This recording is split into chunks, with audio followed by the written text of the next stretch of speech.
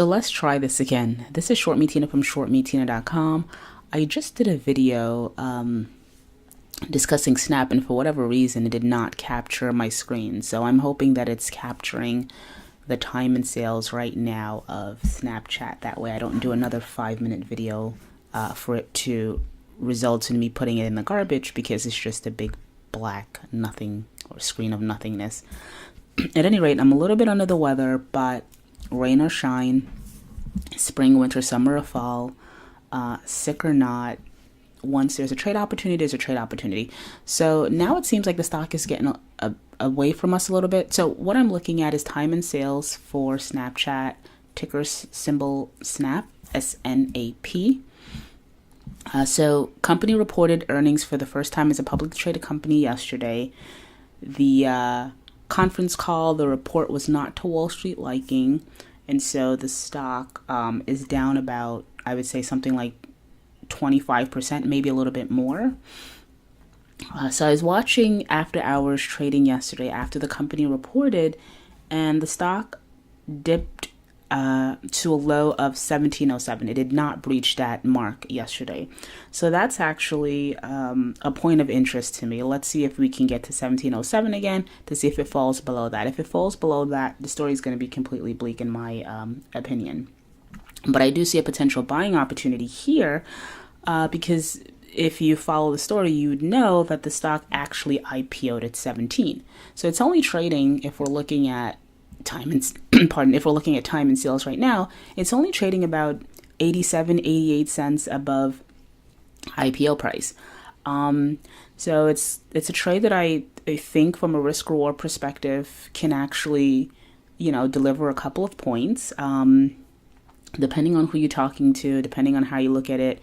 Some might consider it bottom fishing. I don't necessarily think that it is. Because there's still a lot of people that have money behind this, and I don't think necessarily they want this to fail. So for me, I'm going to watch trading in the first few minutes when the market opens. The market should open around 9:30. It's 9:24 Eastern time. So 6 minutes to market open.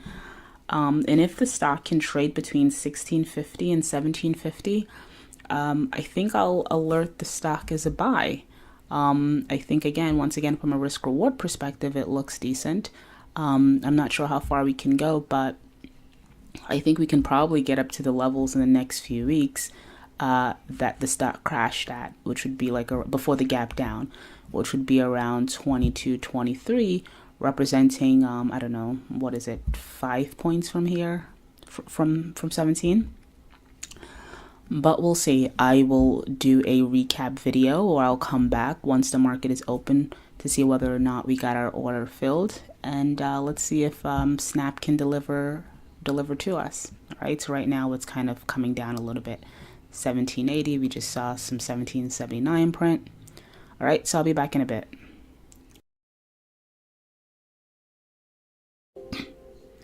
All right, so I'm back. Markets are currently closed. It's been closed for a while. After hours trading is closed. I'm not quite sure what the stock did in after hours, but I'm not terribly concerned. So once again, looking at Snapchat, ticker symbol SNAP, in pre-market activity, I stated that it looks like the stock was approaching buy zone. I wanted to buy as close to the IPO price, which is 17, as close to that price as possible. The lowest that the stock hit today was 1759, so I kind of had to adjust my buy zone. Not chasing, but after the stock crashed, after such bad earnings, with open today with a ton of volume, the fact that it didn't breach 1759, to me, that more or less can represent the floor. Initially, I thought 17 could have been the floor, which in many respects it still is, because that's where the stock IPO'd. But the fact that 1759 was kind of defended and the stock took off once it hit that low, and although it came back some towards the closing, we're still in the 18 range, albeit very low on the 18 range. The stock closed at 1804. But I'm hopeful. That's all I can be, right? We can respect our methodology. We can trade our predetermined size. We have our stops in place. We have our targets in place. We position size correctly. And that's all we can do. Whatever happens really is up to the market at this point, because we can't control the direction. All right, so I'll check back in a few days. If this is going to move, I'm suspecting it's going to move sometime next week. For this trade to materialize, honestly, I can't see it taking longer than 2 to 3 weeks, 10 to 15 trading days. But we'll see. To be continued. All right, so we're back, and we're looking at trading activity for Snapchat, ticker symbol SNAP, SNAP. So based on the video yesterday, there was some funky action going on after the company reported earnings. Stock shed something like 25% in after hours, and that actually translated into the following trading day, which was yesterday, May 11th. So you see this big gap down, and the stock went as low as $17.59. In pre-market activity, I indicated that I was looking to long the stock anywhere from $16.50 to $17.50. The stock didn't quite get to $17.50, so I moved up my buy zone, like I stated before, to now $17.50 to $18.50. And I think I sent out the alert somewhere around here.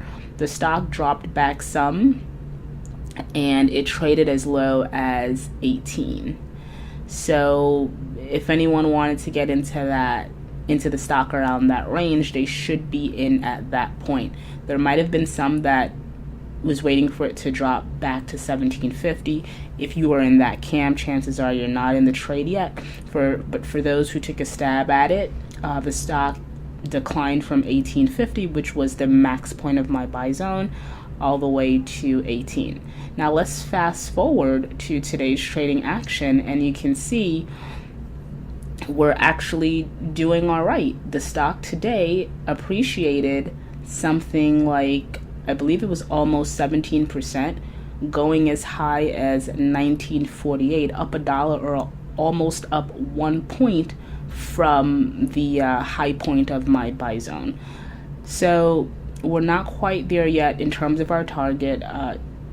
Truthfully, the target, I adjusted it a little bit, because initially the target was something like 1907, but that was from a 1750 buy point, and considering we didn't get there, I adjusted the initial 9% target to the upper 19, lower 20, somewhere around there. I think it would be okay to start liquidating your position. Myself, on the other hand, I am going for the gold in this one, and I'm expecting this gap to get filled. It may not happen overnight, but we'll see. But that's sort of what I'm looking at. So far so good on this trade. You know, again, buy zone 1750 to 1850. We went as high today as 1948.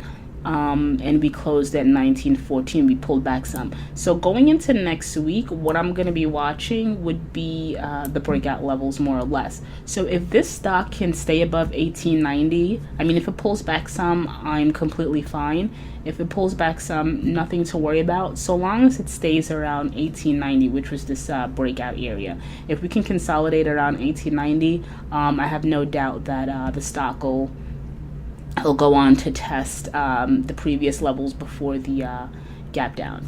For now, it's, as usual, it's kind of a wait and see game, right? You put on the trade, and all you can do is sit tight. If you're right, the best thing to do is to hold on to your trade. So I'll be back with an update.